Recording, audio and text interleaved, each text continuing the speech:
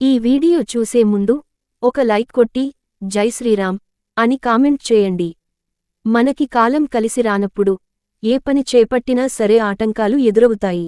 డబ్బు సమస్యలు, అప్పుల సమస్యలు, అనారోగ్య సమస్యలు, కుటుంబ కలహాలు, ఇలా ఏదో ఒక సమస్య వెంటాడుతూనే ఉంటుంది.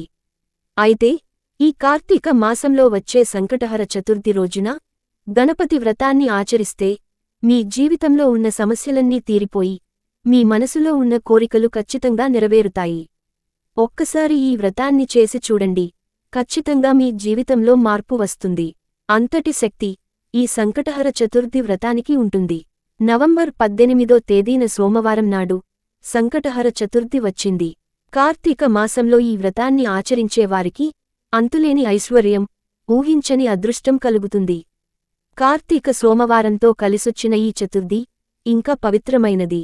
కాబట్టి నవంబర్ 18వ తేదీన కార్తీక సోమవారం నాడు సంకటహర చతుర్థి వ్రతాన్ని ఎలా ఆచరించాలి, పాటించాల్సిన నియమాలు ఏంటి, అలాగే ఈ వ్రతాన్ని చేయలేనివాళ్లు ఏ నియమాలు పాటించాలో ఈ వీడియోలో తెలుసుకుందాం. ఈ వ్రతాన్ని ఆచరించే స్త్రీలు సంకటహర చతుర్థి రోజున అనగా కార్తీక సోమవారం నాడు ఉదయాన్నే నిద్రలేచి చన్నీటితో తల స్నానం చేసి ఇల్లంతా శుభ్రం చేసుకుని ఇంటి గుమ్మానికి పసుపు రాసి గుమ్మం ముందు కళకళలాడే ముగ్గులు వేయాలి. పూజ చేసే స్త్రీలు ఎర్రని వస్త్రాలు ధరించి ఈ వ్రతాన్ని ఆచరిస్తే చాలా మంచి ఫలితం ఉంటుంది. స్త్రీలు తమ కాళ్లకు పసుపు రాసుకొని ఈ చతుర్థి వ్రతాన్ని ఆచరించాలి.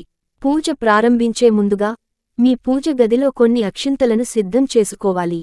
పూజగదిని శుభ్రం చేసుకుని గణపతి పటానికి గంధం రాసి కుంకుమ బొట్లు పెట్టి గణపతి పటాన్ని పూలతో అలంకరించండి. అలాగే పూజగది ముందు ముగ్గు వేసుకోవాలి. కొబ్బరి నూనెతో కాని నువ్వుల నూనెతో కాని గణపతి ముందు దీపం వెలిగించాలి. దీపంలో 5 వత్తులు వేసి దీపారాధన చేయాలి. దీపం వెలిగించాక దీపానికి నమస్కారం చేసుకుని దీపం దగ్గర ఒక పుష్పం పెట్టాలి. ఇలా దీపం వెలిగించిన తర్వాత గణపతి పటం ముందు 1/2 మీటరు పొడవున్న ఎరువు వస్త్రం తీసుకుని వినాయకుడి పటం ముందు పెట్టి ఆ వస్త్రానికి కుంకుమ బొట్లు పెట్టాలి. తర్వాత మీ కోరికలను మనసులో తలుచుకుంటూ ఆ ఎర్రటి వస్త్రంలో 3 గుప్పిళ్ల బియ్యం, 2 తమలపాకులు, 2 వక్కలు, 2 ఎండు ఖర్జూరాలు, 2 రూపాయి నాణేలు వేసి ఆ వస్త్రాన్ని మూటలా కట్టి గణపతి పటం దగ్గర ఉంచాలి. ఈ మూటని ముడుపుగా భావించాలి. ఈ ముడుపుకి నమస్కారం చేసుకుని గణేశ స్తోత్రం చదవాలి. లేదా ఓం గం గణపతియే నమః అనే మంత్రాన్ని 21 సార్లు చదివి స్వామి ముందు పెట్టిన ముడుపుకు ధూపం వేసి హారతి ఇచ్చి కొబ్బరికాయను స్వామికి నివేదించాలి. చివరగా గణపతికి నమస్కారం చేసుకుని 5 ప్రదక్షిణాలు చేసి మీ పూజ గదిలో ఉన్న అక్షింతలను తీసి మీ ఇంట్లో ఉన్న ప్రతి ఒక్కరూ తలపైన వేసుకోండి. ఈ వ్రతం చేసేవాళ్లు ఉపవాసం ఉంటే మీరు చేసే వ్రతానికి రెట్టింపు ఫలితం ఉంటుంది. ఉపవాసం ఉన్నవాళ్లు సాయంత్రం చంద్రుడిని చూసిన తర్వాతే మీ ఉపవాసాన్ని విరమించాలి. ఉపవాసం చేయలేని వాళ్లు మీరు తినే ఆహారంలో ఉల్లిపాయ అలాగే వెల్లుల్లి లేకుండా చూసుకోండి. ఉదయం ఈ విధంగా గణపతి పూజ చేసి సాయంత్రం సూర్యాస్తమయం తర్వాత పూజ గదిలో దీపం వెలిగించి ఇంటి ముందు 2 దీపాలు వెలిగించాలి.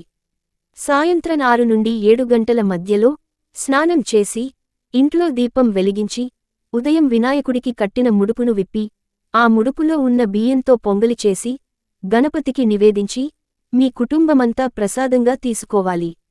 మూటలోని తమలపాకులు, వక్కలు, ఖర్జూరాలను కూడా ప్రసాదంగా తినాలి. మూటలో ఉన్న 2 రూపాయి నాణేలను తీసి మీ పర్సులో పెట్టుకోండి లేదా మీ బీరువాలో పెట్టుకోండి. ఈ వ్రతాన్ని ఆచరించే స్త్రీలు మధ్యాహ్న సమయంలో అస్సలు నిద్రపోకూడదు, మంచం మీద కూర్చోకూడదు.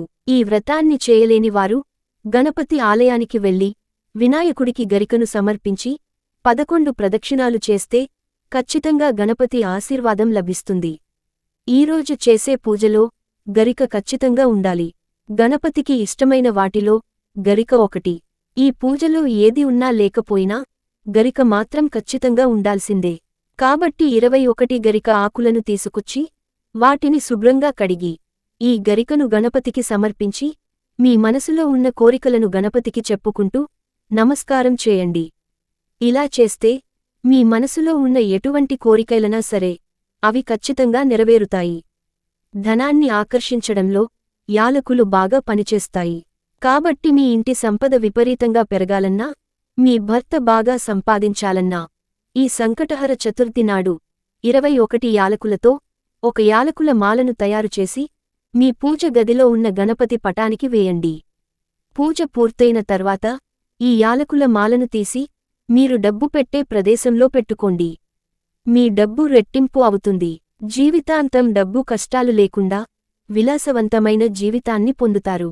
ఈ సంకటహర చతుర్థి రోజున రావి చెట్టుకు ప్రదక్షిణాలు చేస్తే మీ జాతకంలో ఉన్న దోషాలన్నీ తొలగిపోతాయి. రావి చెట్టు నీడలో నిలబడినా చాలు, మీ జాతకంలో ఉన్న దురదృష్టం తొలగిపోయి అదృష్టం వరిస్తుంది. కాబట్టి ఈ చతుర్థి రోజున రావి చెట్టును ముట్టుకొని నమస్కారం చేస్తే దేవతల ఆశీర్వాదం లభించడంతోపాటు మీ ఇంటిపై లక్ష్మీదేవి కటాక్షం ఉంటుంది.